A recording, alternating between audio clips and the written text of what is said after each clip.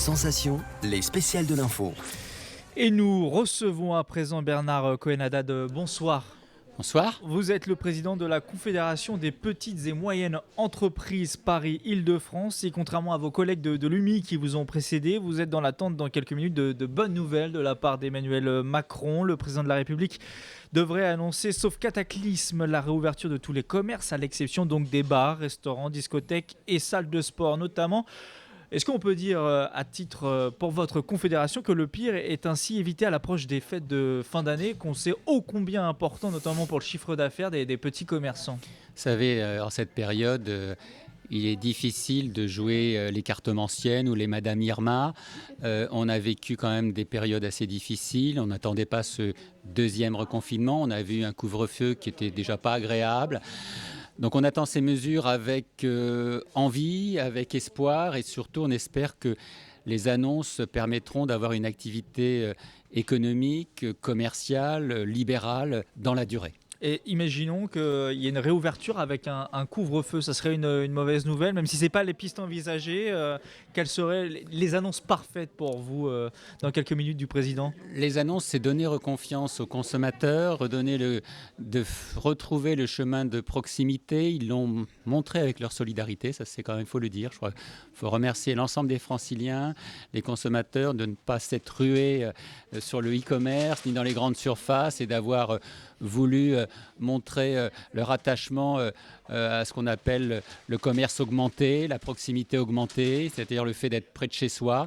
Et puis nous, ce qu'on attend, c'est, je le redis, une capacité de fonctionner à la fois pour nos entrepreneurs, mais aussi pour nos salariés dans la durée. Donc s'il y a un couvre-feu, on acceptera le couvre-feu et sensibiliser toutes celles et ceux qui n'ont pas encore conscience que ne pas respecter les gestes barrières, ne pas respecter les distances, ne pas porter le masque quand c'est nécessaire, c'est-à-dire dans les espaces clos où il y a beaucoup de personnes, c'est aussi mettre en danger l'avenir des autres et donc de l'économie.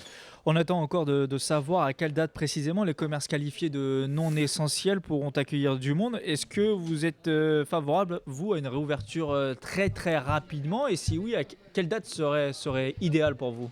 Déjà, si vous me le permettez, et vous le savez bien mieux que quiconque vous-même, moi je n'aime pas l'expression commerce non essentiel. Je pense que tout commerce, toute activité qui rend service à autrui, que ce soit de l'associatif, que ce soit de l'économie sociale et solidaire, que ce soit de l'économie marchande, c'est quelque chose d'essentiel pour celui ou celle qui en a besoin. Et il faut tordre le cou à cette notion qui est née du confinement. La vie économique est essentielle parce qu'elle crée de l'emploi, elle crée de la richesse, elle crée aussi du lien sociétal. Donc aujourd'hui, nous, ce que l'on attend, c'est effectivement qu'il y ait une reprise de l'activité, une reprise aussi le plus rapidement possible, c'est-à-dire dès ce week-end. Il y a, vous savez, un événement, le Black Friday, qui a été repoussé. Nous avions dit qu'il n'était pas responsable de l'interdire. On n'interdit pas un phénomène mondial attendu par les consommateurs. Et puis nous, ce qu'on souhaite, c'est ouvrir le plus tôt possible avec, bien entendu, un protocole renforcé. Encore faut-il que ce protocole renforcé soit supportable par tout le monde. Oui, alors ce protocole renforcé prévoit éventuellement, on attend encore les précisions du président, un client pour 8 mètres carrés contre 4 actuellement. Est-ce que ça vous semble une bonne jauge ? Est-ce que c'est jouable aussi ici à Paris où il y a beaucoup de petits commerces ? Est-ce que c'est viable pour accueillir du monde, continuer à faire du business, être rentable ? Ce qui est important déjà, c'est qu'il ne faut pas on n'est pas besoin d'être agrégé de mathématiques ou prix Nobel de mathématiques pour pouvoir appliquer ce protocole et le mettre en place dans nos entreprises. Je rappelle qu'on a vécu des dispositions qui étaient totalement difficiles et incompréhensibles. Aujourd'hui, vous le voyez bien, dans la réalité de tous les jours, quand vous rentrez dans une boucherie, quand vous rentrez dans une boulangerie, quand vous rentrez chez un professionnel de santé, il y a des annonces, des affiches, du marquage au sol pour veiller à ce que nous ne soyons pas trop nombreux ensemble au même endroit. Donc 8 mètres carrés, pourquoi pas 6, tout ça fait partie d'une réflexion validée par les partenaires sociaux, mais aussi avec la réflexion des médecins. Je vous rappelle que la pensée médicale a beaucoup évolué depuis le mois de mars. On ne pensait pas que les particules étaient transmissibles et qu'on pouvait se contaminer uniquement par l'air ambiant. Donc s'il faut 8 mètres carrés, ce sera 8 mètres carrés. On a déjà beaucoup de choses. On a des plexiglas, on a du gel, il y en a autour de nous, on a des lingettes. Donc déjà, on fait beaucoup de choses. Ce qu'il faut, c'est que ce soit responsable, supportable. Et je vous le redis, surtout que ce soit dans la durée. Qu'on n'ait pas demain à nous dire ce qu'on a mis en place en protocole 3, ça n'a pas été bien, on va reconfiner ou on va refaire ceci, on va fermer. Ça, ce n'est pas acceptable. Est-ce que vous auriez pu, avec le regard maintenant sur ce mois de reconfinement, est-ce que vous auriez pu rester ouvert avec des règles sanitaires très strictes selon vous, ou alors, vu la situation sanitaire du pays, ce n'était pas possible ? Non, écoutez, il y a une logique qui a été appliquée, je crois qu'il faut être honnête. Il y a une logique qui a été de veiller à ce que, et surtout en Île-de-France, la population ait accès, à l'ensemble des biens essentiels. Mais il faut le redire, c'est un choix industriel qui a été fait sans polémique. On a privilégié la distribution et la grande distribution au commerce de proximité pour éviter qu'un certain nombre de publics se déplacent. Quand vous descendez en bas de chez vous pour promener votre chien, si vous achetez 2-3 choses, c'est votre, primeur et chez le boulanger, ce qui a été le cas pendant ce confinement light, mais quand même assez pénalisant pour beaucoup d'activités. Vous ne mettez pas en péril la santé, ce n'est pas vrai. Ce n'est pas dans nos commerces, ni dans nos cabinets libéraux que le virus a été développé, il faut le redire, ça a été ailleurs quand les gens ne respectaient pas les gestes barrières ni le minimum de lavage des mains ou de distance. On sent que c'est le sujet principal pour vous, Bernard Cohen-Haddad. Vous dites aux gens qui vont se déplacer peut-être ce week-end dans les commerces d'être très précautionneux, de faire la queue, de toujours se laver les mains, de garder bien le masque sur son nez. C'est ça qui compte le plus je crois qu'il faut. Pour moi, ce qui compte le plus, c'est de rappeler qu'on est dans une pandémie qui nous dépasse. Nous ne voyons pas la maladie se transmettre. On voit les causes quand on a autour de soi quelqu'un, un proche qui a été malade ou qui nous a quittés. Et c'est beaucoup de douleur parce qu'on ne comprend pas cette maladie qui ravage. Et puis, on voit bien que certains pensent qu'ils sont au-dessus de cela, mais la maladie est plus forte que nous et aujourd'hui, on a bien vu qu'elle était paradoxalement plus forte que l'économie parce que sans le soutien de l'État, sans le soutien de la région, nous aurions des licenciements et des fermetures d'entreprises et ce serait la catastrophe.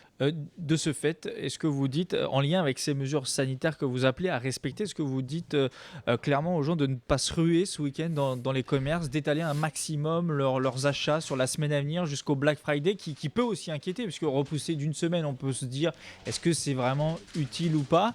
Quel est le message que vous souhaitez envoyer aux consommateurs peut-être qui nous écoutent et qui vont faire leurs achats de Noël ? Moi, je crois que les consommateurs ne vont pas se ruer parce que ce sont des hommes, des femmes responsables. Ils ont besoin de retrouver leur commerce de proximité. Ils ont besoin aussi de sortir en famille. Ils ont besoin, même quand la vie est difficile, de se faire plaisir parce qu'on est en période de Noël et on ne peut pas toujours vivre, de difficultés. On a besoin de penser à autre chose. On a besoin de faire plaisir en faisant des cadeaux, en pensant ensemble, en sortant. Alors c'est aujourd'hui compliqué d'aller boire un café. C'est difficile d'aller manger effectivement un bout dans un bistrot parce que ça, c'est fermé. On l'a compris pourquoi. Ces professionnels sont sinistrés. Il y en a d'autres qui ouvrent. Allez-y, si je puis me permettre de parler à nos auditeurs, allez-y, dans le respect des gestes barrières, montrez votre solidarité. Achetez responsable quand vous avez des biens qui sont tracés. Achetez durable, c'est ça qu'on demande. Vous savez, nous sommes pour l'entreprise citoyenne et puis allez aussi voir les associations qui ont des projets. Elles ont aussi beaucoup souffert, elles font des cadeaux, elles font, donner des dons. C'est ça l'esprit de Noël.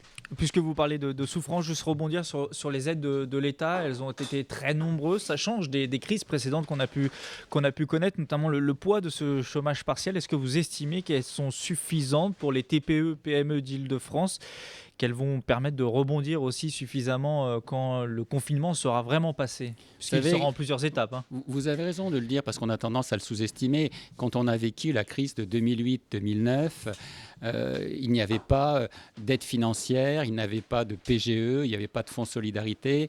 On n'a pas activé à l'époque le chômage partiel, c'était du chômage tout simplement et du chômage économique, des licenciements économiques que l'on avait.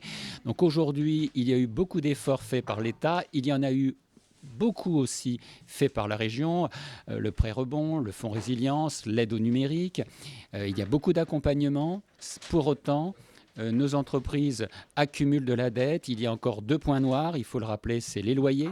On n'a surtout aujourd'hui pas de solution pour les loyers. Il y a un crédit d'impôt qui a quand même Il y a un crédit d'impôt de 50%, mais vous savez, quand vous êtes un petit bailleur et qu'on ne va pas vous payer les 50% restants, vous n'êtes pas enclin à offrir 50% parce que vous avez besoin, vous aussi, pour vivre, il faut le dire. Le deuxième point noir, c'est la perte d'exploitation. On n'a toujours pas réglé ce problème de la perte d'exploitation, y compris au mois de novembre.